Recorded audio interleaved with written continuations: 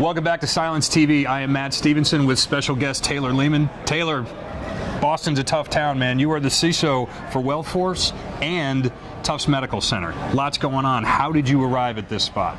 So Boston is a tough town. We take our cybersecurity seriously. I came into Tufts and Wellforce coming out of the last couple of years working in software, hardcore software development delivery for a large company that built products for payer, so health insurance companies. But going all the way back, I started my career at PwC, low-level auditor, analyst, worked pretty much every job at InfoSec. From that point on to taking my first CISO role in like 2012, and then just from there just sort of rolling company to company. Eventually was the CIO of a company, realized security was a hell of a lot more fun and challenging, and jumped back, and that's what I do at Wellforce. So you've been not just around the block, you've been around a few blocks. What do you see the differences from the industries that you've come from as opposed to healthcare? So I think mission is probably the biggest difference. I really do take my job seriously. I like to say that what I do actually matters to people's health, and you know, my motivation for being good at my job is really because I want to make sure people are safe. So you come to my facility, you come to where I work, that experience has got to be great, but ultimately, like, because I work at a hospital, everything I do has the ability to affect a patient, and I've got to take that role and own it and make sure that I make decisions that keep people safe. And so a data breach at Target it's tough, but it's a little different than when you got people hooked up to heart monitors and dialysis machines. So data breaches are important. We got to minimize those. But my focus is patient safety first and foremost. And you know, when you come, I got to make sure that that infusion pump you're hooked up to, or that implanted heart pump or defibrillator works and can't get bad things on it that could happen to you and hurt you. So you know, I prioritize those things number one. It's particularly acute at a hospital, but it matters wherever I've been. Every organization I've ever spent time at in healthcare has played a role. It's a very interconnected community, and our job is first and foremost to keep people safe. That's end of story.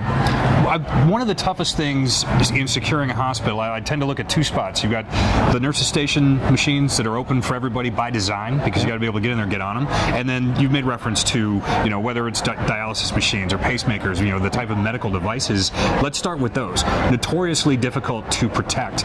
You know, as far as that challenge goes, how do you deal with that? What is it that you can do from your position to protect the real endpoint, which is the patient? Well, I think the first thing most anybody can do, and this is not restricted to healthcare, is first and foremost understanding how things are used and where they're used. And you can only get that experience by like walking around and watching and observing operations. So like I said, every month I sit with our physicians, I walk and I follow them around as they visit patients, and I try to get sort of the experience from a patient perspective, but from a clinician perspective too, to give you insights into what are the devices that matter, what do they do, what are the difference, what are the systems that they hook up to, what are they running.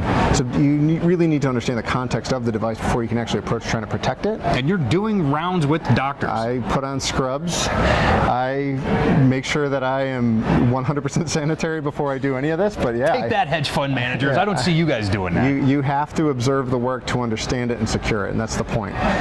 But from there, it's really a matter of trying to really assess the criticality of devices and machines. And it's not just a pump or a pacemaker. It could be a laptop or a desktop too, but that laptop or desktop could be running the software that protects that pacemaker in a sense. So it's the whole system, and if you don't understand it, you can't really protect it. But from there, it's, you know, how do I pick solutions and how do I make decisions around protecting systems that benefit the greatest percentage of devices, and do it in a sort of uniform way, in a way that I can stand back and control it and make sure it sort of stays online and stays operational.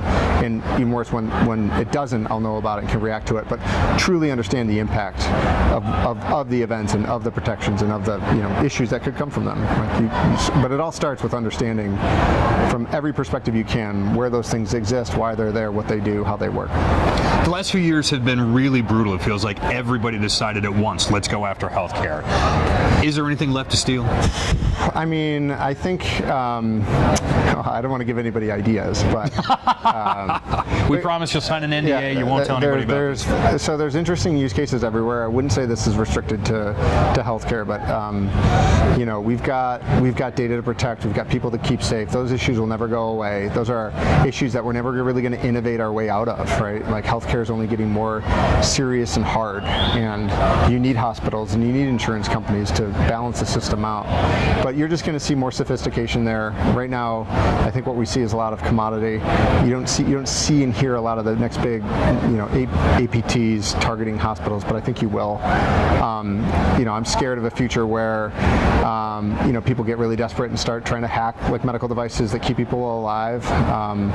You're starting to see, interesting cryptocurrency use cases taking advantage of like the super powerful compute nodes that some research hospitals have that are currently used for clinical research, but could just as easily be used for, making money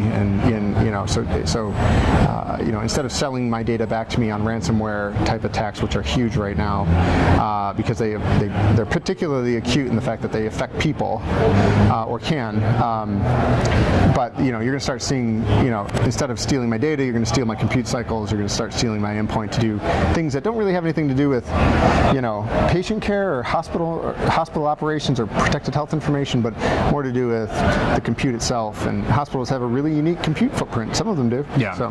And the collateral damage on that, again, they're not looking to go in there and kill people or make them sicker, but by stealing the cycles, it can lead to that. Well, I think ultimately there's downstream impacts. I am most worried about accelerating attacks in the space where the ransom is the person's life. Like, I think that is an unfortunate possible future. I hope to avoid it. But again, you're not seeing any of that. Like, that's not something you run into quite a bit, but you could. But yeah, it's some of these other things. I mean, ultimately, the criminal element targets healthcare the most. It's not a nation-state target for the most part. Yes, it's critical infrastructure, but at the same time, I think people get it. There's a morality there, but I do think at the same time that there's people who just don't care. Yeah. And they don't even know half the time that they've infected a hospital, right? Like, they're just out there. So that criminal element, as it gets more sophisticated, you're going to start to see, I think, more targeted attacks at certain things, looking for certain things, and cryptocurrency is a big one. And I think you're going to see the next gen of a ransomware sort of take hold, if we're not ready for it. Anything right now that's got your attention, either you're concerned or you're excited about it, whether it's a technology, a philosophy applying security in your field or another field, what are you looking at? When you get up in the morning, what's the type of news you want to go find, because that's what you're after right now? I would say it's probably the least sexy answer I could give. I place a lot of value on streamlined decision making, like helping people understand what's important and orienting decisions around that. I think it's a really cool, innovative, but not so innovative thing to actually be on the same page and have a security plan that aligns to your business and mitigates business risk, and really helping pushing organizations in my own world, trying to help push my organization down that path. I do think the future where security, patient care, compliance, all that stuff lines up is a glorious place to be, and I want to be there. And so I think about ways that I can better prepare my business and orient what I do to what they do, so that clinical care and information security are the same damn thing. But at the end of the day, they require specific focus and support. Beyond that, I think it's a little bit, also unsexy, but it's proven time and time again. Being really good at basic stuff is your best protection. Fundamentals. That's how the Patriots won the Super Bowl. And I think all the Super Bowls. Yes. Well, we're not going to talk about it. I'm a Bills fan, so it happens. They were fundamentally sound. They were the second most fundamentally sound team 4 years in a row. The Bills just partied too hard. I think it's the only way I can. Fair enough. Day before the games. Shout out Marv Lehmann. Yeah, Marv. Yeah, thank you, Marv. But I think fundamentals, 100% of the time, you got to be great at them. Finding ways to make people great at fundamentals, I think, is the next big innovation. Certainly, there's products out there that help. There's methods and approaches and methodologies out there that help, but ultimately increase focus on fundamentals. While those fundamentals matter, but in the context of the type of systems we run today, being really good at the basics is probably the thing I think about the most. Is how do I get there? So shameless plug time. You said how do you get there? How do people get to where you are if they're looking for what you're up to? So LinkedIn, Twitter, you can follow me at SideChannelSec on Twitter. LinkedIn is Taylor Lehman. Two N's? It's 2 N's, yeah. I'm always open for a chat or a discussion. For me personally, I spend a lot of time on Twitter, both learning and responding to people, so absolutely hit me up, SideChannelSec. If you're looking to talk to us, you can find us at threatvector.cylance.com, also on LinkedIn and on Facebook. On Twitter, we are at Cylance Inc. and at Cylance Insider. My name is Matt Stephenson. You can find me at My name is Matt Stephenson. You can find me at PacMatt73. Come on back.